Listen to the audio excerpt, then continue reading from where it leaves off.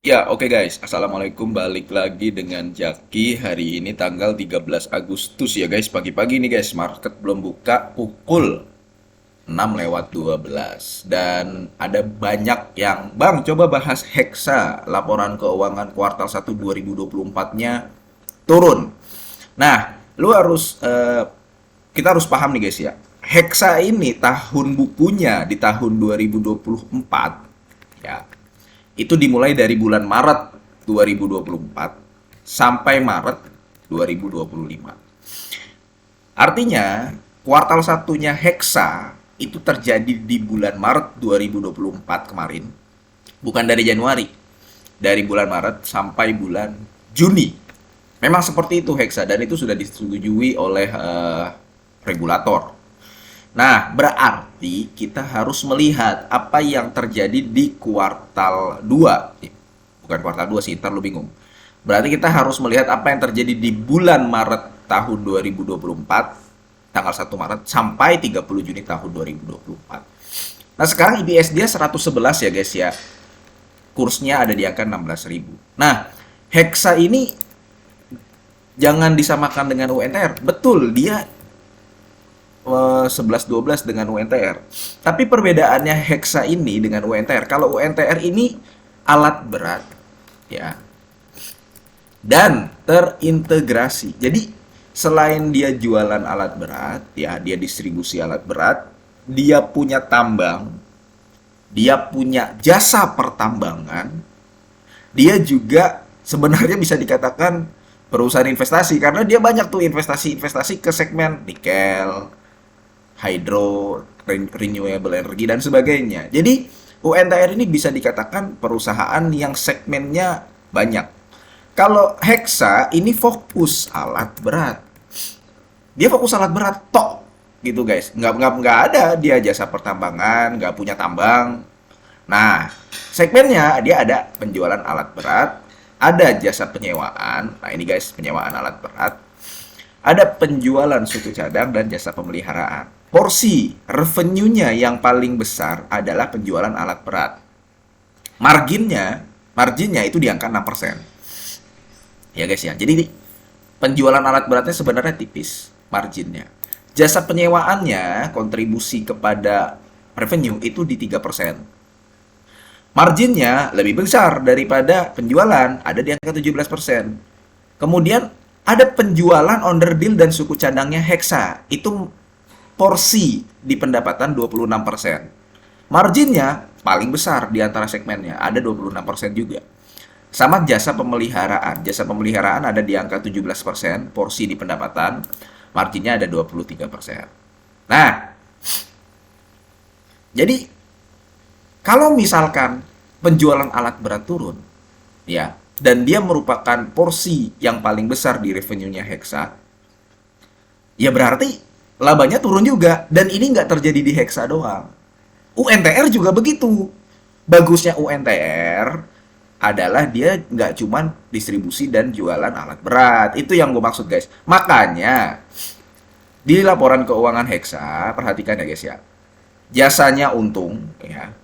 Penjualan suku cadangnya untung juga. Jasa pemeliharaannya untung. Penjualan alat beratnya mengalami kerugian. Sudah marginnya nggak terlalu besar, bahkan bisa dikatakan tipis. Penjualannya pun sedang turun. UNTR ingat, biasanya dia jual 5.000 unitan di tahun 2022 atau 2023. Targetnya di tahun 2024 yang 4.000 unit. Kayak begitu guys. Jadi ini hal yang lumrah terjadi di saham seperti Hexa. Nggak masalah. Jadi itu yang pertama ya. Satu, penjualan alat berat memang sedang koreksi. Nah, kayak gitu guys. Kemudian tadi kan gue bilang, kita harus melihat di periode kuartal 2. Oh, sorry. Salah lagi ntar. Kita harus lihat di periode Maret sampai Juni. Kalau kita lihat ya, jadi Hexa ini kontributor terbesar buat revenue-nya itu di segmen CPO atau di segmen agribisnis. Jadi kita jangan cuma melihat di tambang. UNTR besar di tambang. Pendapatannya besar banget dari tambang, terutama batu bara. Kalau Hexa lebih ke perkebunan. Jadi kita juga selain harus melihat harga batu bara, lihat juga harga perkebunan, CPO. Nah, kalau dilihat dari datanya, memang harga sawit ya, dan produksi sawit, ya ini nih, terutama produksi. Ini data dari Gapki nih ya. Nah, lu bisa lihat. Nih, ini Gapki nih. Gua kesinin biar kelihatan. Ini nih ya, total sampai Mei itu 20 juta ton sampai Mei. Kalau di tahun 2023 sampai Mei 20 juta ton juga, tapi 800 juta ton, ini 200.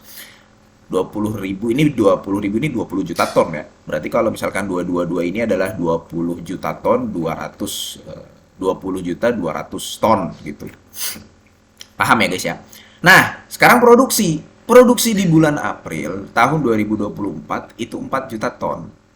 Produksi di bulan Mei turun jadi 3 juta ton.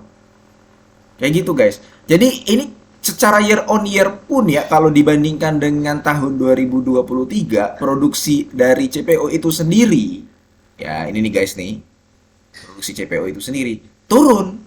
Ya ini nih, 4115 kan? Ini 4115. Walaupun turunnya juga sedikit, nggak terlalu banyak, cuman itu juga berimbas. Jadi produksi nih, yang kedua, produksi CPO memang turun di kuartal 2 2024, periode Maret sampai Juni. Secara year on year, dan di bulan ini datanya nih, di bulan Mei memang lebih turun dibandingkan bulan April kan, kayak begitu. Jadi sama ini yang ketiga guys, kalau gue lihatnya memang ada kenaikan beban pegawai, gaji nih, terutama gaji pegawai. Jadi yang tadinya 4 juta US dollar, yang tadinya 3 juta US dollar itu menjadi 4 juta US dollar. Kenaikannya sekitar 30%. Meskipun ya nggak terlalu ngaruh ya harusnya ya. Ya bukan nggak terlalu ngaruh sih, yang ngaruh juga. Kenaikan gajinya itu ada di angka 30%. Yang tadinya 4 juta US dollar menjadi, yang tadinya 3 juta US dollar menjadi 4 juta US dollar. Sehingga laba bersihnya ya ada di angka 5,6 juta US dollar. Kalau misalkan tidak ada kenaikan kan lumayan. Laba bersihnya masih dapat 6 juta US dollaran kan. Nah, itu sih beberapa alasan nih, alasan. Karena banyak guys, Bang, Hexa kenapa?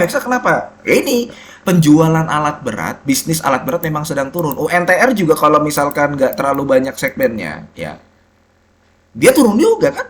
Dan orang secara year on year di kuartal 1 dan kuartal 2 juga turun. Cuman gini guys, Hexa ini dia mau bagi dividen. Nah, ini yang nyebelin. Sebenarnya banyak yang mau beli Hexa.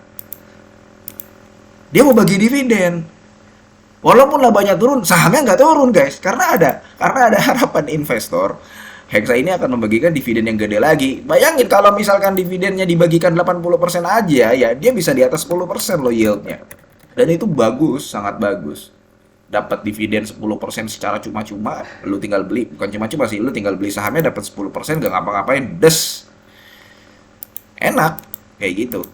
Tapi yang jelas gini, kalau misalkan kita lihat, ya, proses ini sekali lagi ya, itu adalah proses yang lumrah. Dan memang ini dilihat, penjualan segmennya Hexa, baik penjualan alat berat, penjualan suku cadang, dan jasa pemeliharaan, itu mengalami penurunan yang meningkat di jasa penyewaannya. Jadi Hexa ini juga memang sedang menggarap jasa penyewaan ya. Jasa penyewaannya coba difokuskan, coba ditingkatkan kinerjanya, karena si penyewa jadi punya pilihan antara mau beli atau mau nyewa. Kayak gitu guys. Itu yang pertama ya.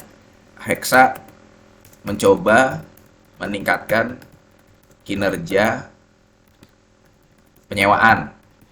Kemudian Hexa juga mencoba untuk jualan ini guys, Photon Truck ya. Jadi karena Photon Truck ini katanya Hexa, manajemen Hexa punya margin tebal, gitu. Itu bentuk usahanya Hexa untuk meningkatkan kinerja.